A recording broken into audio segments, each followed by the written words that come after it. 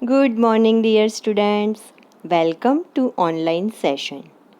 મેથ્સમાં પ્રકરણ 6 ત્રિકોણ અને તેના ગુણધર્મોમાં અત્યાર સુધી આપણે સ્વાધ્યાય 6.4 પૂર્ણ કર્યું. આજથી આપણે સ્વાધ્યાય 6.5નો અભ્યાસ કરીશું. તે પહેલાં કેટલાક સમજવાના મુદ્દા જોઈ લઈએ. કાટકોણ ત્રિકોણમાં 90 અંશના ખૂણાની સામેની બાજુને કર્ણ કહેવાય. કાટકોણ ત્રિકોણમાં 90 અંશના ખૂણાની સામેની બાજુને કર્ણ કહેવાય. એટલે જે કાટખૂણો બનતો હોય તેની સામે જે બાજુ આવેલી હોય તેને શું કહેવાશે? કર્ણ કહેવાય. ક્લિયર? હવે કાટકોણ ત્રિકોણમાં કર્ણ એ સૌથી મોટી બાજુ છે. ફરી વખત, કાટકોણ ત્રિકોણમાં કર્ણ એ સૌથી મોટી બાજુ છે. કાટકોણ ત્રિકોણ માટે કર્ણનો વર્ગ બરાબર એક બાજુનો વર્ગ પ્લસ બીજી બાજુનો વર્ગ. કોઈ કાટકોણ ત્રિકોણ હોય તો તેમાં ધારો કે કાટકોણ ત્રિકોણ ABC છે અને તેમાં ખૂણો બી કાટખૂણો આપેલો હોય તો કર્ણ કયો થાય? AC થાય તેની સામેની બાજુ. તો શું બને? ACનો વર્ગ બરાબર ABનો વર્ગ પ્લસ BCનો વર્ગ. આગળ દાખલા જોઈશું એટલે ખ્યાલ આવી જશે. કાટકોણ ત્રિકોણમાં વિવિધ બાજુઓના માપ આ પ્રમાણે હોઈ શકે છે. અલગ અલગ બાજુઓના માપ આપેલા છે. 3:4:5, 5:12:13, 8:15:17, 7:24:25. હવે આ જે માપ આપેલા છે એ તમને લાગતું હશે કે આશરે લખી દીધેલા માપ છે. એવું નથી. તમે જોશો અહીંયા આપણે જેમ કહ્યું કે કર્ણનો વર્ગ બરાબર એક બાજુનો વર્ગ પ્લસ બીજી બાજુનો વર્ગ. તો આમાં એક ઉદાહરણ બતાવું તમને. તો આમાં 5 છે અહીંયા આગળ. તો 5નો વર્ગ કેટલો થાય? 25 થાય. તો અહીંયા કર્ણનો વર્ગ એટલે અહીંયા 25. આગળ આપણને આપ્યું છે જુઓ 3:4. 3નો વર્ગ એટલે 3 × 3 એટલે 9 થશે. તો 3 × 3 એટલે 9 પ્લસ 4નો વર્ગ એટલે 16. 4 × 4 એટલે 9 + 16 કેટલા થયા? 25 થઈ ગયા. આ રીતે બાજુના માપ હોય છે. નેક્સ્ટ સ્વાધ્યાય 6.5 ત્રિકોણ PQRમાં ખૂણો P કાટખૂણો છે. ત્રિકોણ PQRમાં ખૂણો P કાટખૂણો છે. જો PQ બરાબર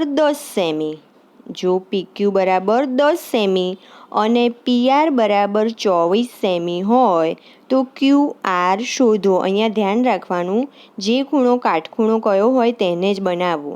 અહીંયા PQR તો અહીંયા P ખૂણો કાટખૂણો છે. તો જુઓ તમે જોઈ શકો છો અહીંયા જ P ખૂણો બતાવ્યો છે કાટખૂણો.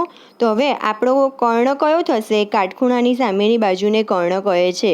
તો QR એ કર્ણ થશે. બરાબર. હવે આપણું સૂત્ર હતું કે કર્ણનો વર્ગ બરાબર સામેની બાજુનો વર્ગ પ્લસ પાસેની બાજુનો વર્ગ અથવા તો એક બાજુનો વર્ગ પ્લસ બીજી બાજુનો વર્ગ. ફરી વખત, ત્રિકોણ PQRમાં ખૂણો P કાટખૂણો છે માટે ખૂણો QR એ શું થશે? કર્ણ થશે. ક્લિયર? હવે QR કર્ણ છે તો QRનો વર્ગ બરાબર PRનો વર્ગ પ્લસ PQનો વર્ગ. હવે QRનો વર્ગ બરાબર PR કેટલા આપેલા છે અહીંયા? 24 સેમી. તો 24નો વર્ગ પ્લસ 10નો વર્ગ. 24નો વર્ગ 576 થાય. 24 × 24 કરો એટલે 576. 576 પ્લસ 100 એટલે QRનો વર્ગ બરાબર 676 થશે. હવે અહીં QRનો વર્ગ 676 થાય છે તો એનું વર્ગમૂળ કાઢો એટલે 676નું વર્ગમૂળ કરો એટલે QR બરાબર કેટલા મળે? 26 સેમી મળશે. 26 × 26 676 થાય માટે QR બરાબર 26 સેમી. એક્ઝામ્પલ 3 જોઈએ. 15 મીટર લાંબી નિસરણીને દિવાલ સાથે ટેકવતા તે જમીનથી 12 મીટર ઊંચી બારી સુધી પહોંચે. નિસરણીના જમીન પરના છેડાનું દિવાલથી અંતર એ શોધો. સૌથી પહેલાં રકમ બરોબર સમજવાની. 15 મીટર લાંબી નિસરણીને દિવાલ સાથે ટેકવતા. હવે તે દિવાલ સાથે ટેકવીશું એટલે આ રીતનો શેપ બનશે. એટલે એ આપણું માપ કેટલું થશે? 15 મીટર. હવે જમીનથી 12 મીટર ઊંચી બારી સુધી પહોંચે છે, આપણને કહ્યું છે. તો જુઓ અહીંયા 12 મીટર ઊંચી બારી સુધી પહોંચે છે. તો આપણે અહીંયા જમીનથી દિવાલ સુધીનું અંતર શોધવાનું છે. ખ્યાલ આવ્યો? તો આપણી પાસે કર્ણનું માપ છે, એક બાજુનું માપ છે, તો આ બીજી બાજુનું માપ મળી જાય. જુઓ, કર્ણનો વર્ગ બરાબર એક બાજુનો વર્ગ પ્લસ બીજી બાજુનો વર્ગ, માટે 15નો વર્ગ. કર્ણ જે હોય એ જ લખવાનો. 15નો વર્ગ બરાબર 12નો વર્ગ પ્લસ એનો વર્ગ. અહીંયા આપણને એ શોધવું કહેલું છે, બરાબર, એટલે એનો વર્ગ. 15નો વર્ગ એટલે 15 ગુણ્યા 15 225 થશે, બરાબર. 12નો વર્ગ એટલે 12 ગુણ્યા 12 144 થશે, પ્લસ એનો વર્ગ, માટે એ વર્ગ બરાબર 225 માઇનસ 144. કેવી રીતે થયા? આ પ્લસ એ વર્ગ છે એને એમના એમ રાખીએ તો 225ની ડાબી બાજુ -144 જાય. આપણે આગળ ભણી ગયા, બરાબરની ડાબી બાજુ જાય તો શું થઈ જશે? માઇનસ થશે. તો એ વર્ગ બરાબર 81 મળ્યા. એ વર્ગ બરાબર 81 થાય તો એ કેટલા થશે? 9 મીટર થશે. 9 ગુણ્યા 9 81 થાય ને. આગળ તમારે વર્ગમૂળ ચેપ્ટર આવશે એટલે તમારે આ વર્ગ અને વર્ગમૂળ શોધતા આવડી જશે. અત્યારે ખાલી આ પાયથાગોરસના સિદ્ધાંતમાં કર્ણને એ શોધવાના દાખલાઓમાં થોડો ઉપયોગ થાય છે, તો એટલું અત્યારે શીખી લો કે ધારો કે 15નો વર્ગ હોય તો 15 ગુણ્યા 15 થાય, 12નો વર્ગ હોય તો 12 ગુણ્યા 12 થાય. એ રીતે વર્ગમૂળ શોધવાનું હોય એના કરતાં ઊંધું થાય કે 81 છે તો 9 ગુણ્યા 9 81 થાય ને, તો વર્ગમૂળમાં શું થાય? 9 થાય, બરાબર. એક્ઝામ્પલ 4. નીચેનામાંથી કઈ કાટકોણ ત્રિકોણની બાજુઓ હોઈ શકે? બરાબર. આમાં એક દાખલો હું કરાવું છું, બાકીના બે તમારે હોમવર્કમાં કરવાના રહેશે. આગળ એક્ઝામ્પલ 2 પણ તમારે હોમવર્કમાં કરવાનો છે જાતે. જુઓ, અહીંયા અલગ અલગ માપ આપેલા છે, આપણે શોધવાનું છે કે કઈ બાજુ કાટકોણ ત્રિકોણની હોઈ શકે. તો 2.5 સેમી, 6.5 સેમી, 6 સેમી, બરાબર. હવે અહીં તમે જોઈ શકો છો કે 6.5 સેમી એ સૌથી મોટી બાજુ છે. 6.5 સેમી એ સૌથી મોટી બાજુ છે, બરાબર. તો આપણે જોઈએ તો આ સાબિત થવું જોઈએ. તો 2.5નો વર્ગ અહીંયા ફક્ત મોટી સિવાયની જે બાજુ હોય એના વર્ગ કરીએ તો મને કર્ણનો વર્ગ મળવો જોઈએ આપણા નિયમ મુજબ, કે કર્ણનો વર્ગ બરાબર એક બાજુનો વર્ગ પ્લસ બીજી બાજુનો વર્ગ. એટલે આમાં જે મોટી બાજુ છે એ કર્ણ છે, એ સાબિત કરવાનું છે આપણે. તો 2.5નો વર્ગ કર્યો તો કેટલો થાય? 6.25. તમને પ્રશ્ન થશે કે કેવી રીતે આવ્યા મેડમ? તો 25નો વર્ગ કેટલો થાય? 625 થાય. 25નો વર્ગ 625 થાય ને, 25 ગુણ્યા 25 કરો એટલે. હવે એનો વર્ગ હોય તો 2.5માં પોઈન્ટ પછી એક આંકડો છે, તો જ્યારે તેનો વર્ગ થાય એટલે પોઈન્ટ પછી 2 આંકડા થઈ જાય. ફરી વખત 2.5માં પોઈન્ટ પછી એક આંકડો છે, તો એનો વર્ગ હોય તો પોઈન્ટ પછી 2 આંકડા થાય એટલે 6.25 થશે, પ્લસ 6નો વર્ગ એટલે 36. તો બરાબર અહીંયા 6.25 પ્લસ 36 કરો એટલે કેટલા આવે? 42.25. પોઈન્ટવાળા સરવાળા બાદબાકી ધ્યાન રાખીને કરવાના, હા, કે 36 વત્તા 6.25 થાય એટલે 36 ને 6 42 અને 0.25, બરાબર. હવે 42.25 છે તો એનું વર્ગમૂળ શું થાય છે? 6.5 થાય છે. આપેલી બાજુઓ એ કોઈ કાટકોણ ત્રિકોણની બાજુઓ હોઈ શકે અને સૌથી મોટી બાજુ 6.5 સેમી એ કર્ણ છે. 2.5 સેમી અને 6 સેમી બાજુઓની વચ્ચેનો ખૂણો એ કાટકોણ હોય. આપણી શરતનું પાલન થઈ ગયું છે. કર્ણનો વર્ગ બરાબર સામેની બાજુનો વર્ગ વત્તા પાસેની બાજુનો વર્ગ થયો છે, તો એ બંનેની વચ્ચે કાટખૂણો આવી શકે ને, બરાબર. એ બંનેનો વચ્ચેનો ખૂણો શું કહેવાશે? કાટકોણ હોય. એક્ઝામ્પલ 2 અને 3 આનો જે છે જાતે પ્રયત્ન કરજો. એક્ઝામ્પલ 5 જોઈએ. એક ઝાડ જમીન પરથી 5 મીટર ઊંચાઈએથી તૂટી પડે છે અને તેની ટોચ ઝાડના થડથી 12 મીટર અંતરે જમીનને અડે છે. ઝાડની મૂળ ઊંચાઈ શોધો. રકમ બરોબર સમજજો. ધારો કે ઝાડ AB છે. આ ધારો કે ઝાડ AB છે. તે C બિંદુથી, ઝાડ તો ઉપર હોય ને અહીંયા, C બિંદુથી તૂટી પડે છે. C બિંદુથી તૂટી પડે છે અને જમીનને અડકે છે. અહીંયા જમીનને આમ અડકે છે. તો કાટકોણ ત્રિકોણ બને છે અહીંયા આગળ. અહીંયા કાટખૂણો બન્યો ને, તો એ રીતે કાટકોણ ત્રિકોણ બને છે. બરાબર. તો ઝાડની મૂળ ઊંચાઈ શોધવાની છે આપણે. ભલે અહીંયાથી તૂટી પડે છે પણ આપણે મૂળ ઊંચાઈ શોધવાની છે.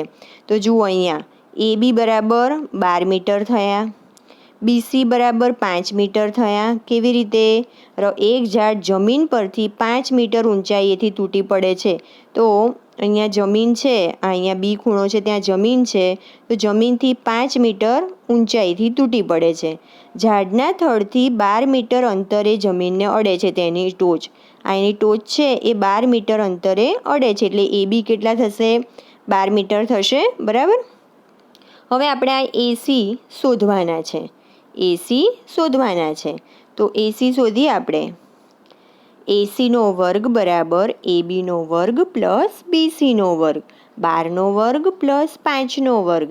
144 પ્લસ 25, 169, એટલે 13નો વર્ગ થશે. માટે AC બરાબર 13 મીટર થશે. આગળ આપણે જોયું એ પ્રમાણે. હવે મને 13 મીટર તો મળી અહીંયા આગળ, આ ઊંચાઈ આપણને AC બરાબર. પણ એનાથી પણ ઉપર અહીંયા 5 મીટર હતું. બરાબર. એટલે શું કરવું પડે? 13 પ્લસ 5 કરવું પડે. ઝાડની ઊંચાઈ બરાબર BC પ્લસ AC થશે. આ BC તો થશે જ અને પ્લસ AC થશે. એટલે 13 પ્લસ 5 કેટલા થશે? 18 મીટર ઊંચાઈ થશે. બરાબર. દાખલો જાતે ગણજો. ન ફાવે તો 2 વાર સમજીને દાખલો ગણજો. ખૂબ અગત્યનો દાખલો છે. બરાબર. આગળ એક્ઝામ્પલ 6. ત્રિકોણ PQRમાં ખૂણો Q અને ખૂણો R અનુક્રમે 25 અંશ અને 65 અંશ છે. નીચેનામાંથી શું સાચું છે તે આપણે જણાવવાનું છે. બરાબર. હવે આપણને અહીંયા જે સૂત્ર આપ્યા છે આપણને ખબર છે કે કર્ણનો વર્ગ બરાબર સામેની બાજુનો વર્ગ વત્તા પાછળની બાજુનો વર્ગ. પણ આપણને આમાં કહ્યું નથી કે કયો ખૂણો કાટખૂણો છે. આપણે શોધવાનો છે અને એના આધારે આપણે કહેવાનું છે કે આ ત્રણમાંથી કયું વિધાન સાચું છે. તો જુઓ, ત્રિકોણ PQRમાં માપખૂણો P પ્લસ માપખૂણો Q પ્લસ માપખૂણો R બરાબર કેટલા થાય? ત્રિકોણના ત્રણેય ખૂણાઓના માપનો સરવાળો કેટલો થશે? 180 અંશ થશે. હવે એક ખૂણો 25 અંશ અને એક ખૂણો 65 અંશ આપેલો છે. તો માપખૂણો P આપણને મળી જાય. માપખૂણો P પ્લસ 25 અંશ પ્લસ 65 અંશ બરાબર 180 અંશ. હવે 25 પ્લસ 65 એટલે 90. તો માપખૂણો P બરાબર 180 માઇનસ 90, એટલે માપખૂણો P બરાબર 90 અંશ થશે. આમ ત્રિકોણ PQR એ કાટકોણ ત્રિકોણ છે જેમાં ખૂણો P એ કાટકોણ છે. ખૂણો P એ કાટકોણ છે. તેથી તેની સામેની બાજુ શું કહેવાશે? કર્ણ કહેવાશે. આ ખૂણો P કાટખૂણો હોય, આગળ આપણે સમજ્યા કે કાટખૂણાની સામેની બાજુને કર્ણ કહે છે. તો ખૂણો P કાટખૂણો છે તો કર્ણ કયો થશે? કયો થશે? QR થશે ને. ખૂણો P કાટખૂણો હોય તો તેની સામેની બાજુ એટલે QR કર્ણ થશે. હવે તો આપણે ઉપર વિધાનમાં જોવાનું, QR કયા વિધાનમાં છે? બીજા વિધાનમાં છે QR, કે QRનો વર્ગ બરાબર PQનો વર્ગ પ્લસ RPનો વર્ગ. તો આપેલ ત્રિકોણ માટે વિધાન 2 સાચું છે. ક્લિયર? Next example 7. જેની બાજુની લંબાઈ 40 સેમી અને વિકર્ણની લંબાઈ 41 સેમી હોય તેવા લંબચોરસની પરિમિતિ શોધો. હવે અહીંયા આપણે પરિમિતિ શોધવાની છે. બરાબર. પરિમિતિ માટે મારી પાસે લંબચોરસની 2 બાજુના માપ હોવા જોઈએ. તો આપણે સૂત્ર છે પરિમિતિની લંબચોરસની. શું હતું? આગળ 6થા ધોરણમાં ભણી ગયા છો. 2 કૌંસમાં L પ્લસ B, એટલે 2 કૌંસમાં લંબાઈ પ્લસ પહોળાઈ. તો મારી પાસે લંબાઈ ને પહોળાઈ હોવી જોઈએ ને. તો આપણે એક માપ આપેલું છે, જુઓ અહીંયા એક આપેલું છે 40 સેમી, તો હું બીજું શોધી લઉં, મને બીજું કોઈ પણ માપ મળી જાય મને, તો આપણને લંબચોરસની પરિમિતિ મળી જાય. જુઓ અહીંયા હવે બીજું માપ શોધવા માટે આપણી પાસે એક બીજી વસ્તુ છે, વિકર્ણનું માપ. વિકર્ણ એટલે અહીંયા આ રીતે એના દુભાગે, તો જુઓ બે ભાગ કરતા હોય તો અહીંયા વિકર્ણ BD આપેલો છે. ચતુષ્કોણ લંબચોરસ ચતુષ્કોણ ABCD એ લંબચોરસ છે, BD એ વિકર્ણ છે, માટે ત્રિકોણ ABD, આ જુઓ ત્રિકોણ ABD બન્યો. એમાં ખૂણો એ શું થયો, કાટખૂણો આપેલો છે આપણને આકૃતિમાં, કાટખૂણો આપેલો છે તો BD શું કહેવાશે, એનો કર્ણ કહેવાશે. તો BDનો વર્ગ બરાબર ABનો વર્ગ પ્લસ ADનો વર્ગ. ફરી વખત BD square is equal to AB square plus AD square થાય, એટલે મને ADનું માપ મળી જશે ને. તો 41નો વર્ગ બરાબર 40નો વર્ગ પ્લસ ADનો વર્ગ. 41 ગુણ્યા 41 કરો એટલે 1681 આવશે, 1681 બરાબર 1600. 40નો વર્ગ 4નો વર્ગ એટલે 16 અને એક શૂન્ય છે તો પાછળ 2 શૂન્ય લાગી જાય, એટલે કે 1600 પ્લસ AD સ્ક્વેર, માટે AD square is equal to 1681 minus 1600, માટે AD સ્ક્વેર બરાબર 81. 1681માંથી 1600 જાય એટલે કેટલા વધશે, 81 થશે ને. હવે AD સ્ક્વેર બરાબર 9નો વર્ગ થશે, 81 એટલે 9 ગુણ્યા 9 81 થાય ને, માટે AD બરાબર કેટલા મળશે, 9 સેમી. માટે લંબચોરસની પહોળાઈ 9 સેમી છે. હવે આટલે દાખલો પૂરો થતો નથી. અત્યાર સુધી આપણે એક બાજુનું માપ અથવા કર્ણનું માપ શોધતા હતા તો દાખલો પતી જતો હતો. આમાં આપણે શોધવાનું શું કહ્યું છે, પરિમિતિ. માટે લંબચોરસની પરિમિતિ બરાબર 2 કૌંસમાં લંબાઈ પ્લસ પહોળાઈ બરાબર 2 કૌંસમાં 40 પ્લસ 9 બરાબર 2 કૌંસમાં 49 સેમી. 40 વત્તા 9 કઈ રીતે આયા ખ્યાલ આવ્યો, AB 40 સેમી અને AD આપણે શોધ્યા, કેટલા શોધ્યા, 9 સેમી. તો 40 વત્તા 9 એટલે 49. 2નો 49 સાથે શેનો સંબંધ છે, ગુણાકારનો. તો AD કેટલા થશે, 98 સેમી. તો લંબચોરસની પરિમિતિ કેટલી થશે, 98 સેમી. AD તો આગળ 9 સેમી શોધ્યા ને, તો માટે લંબચોરસની પરિમિતિ 98 સેમી છે. નેક્સ્ટ એક્ઝામ્પલ 8 જોઈએ. સમબાજુ ચતુષ્કોણના વિકર્ણોના માપ 16 સેમી અને 30 સેમી છે. આગળ શોધ્યું એ પ્રમાણે જ છે, સહેજ પણ અઘરો દાખલો નથી, રકમ જોઈને ગભરાઈ જવાનું નહીં. તેની પરિમિતિ શોધો. અહીં સમબાજુ ચતુષ્કોણ ABCD આપ્યો છે, જેના વિકર્ણો AC અને BD છે, બરાબર. આ એના વિકર્ણો આપેલા છે.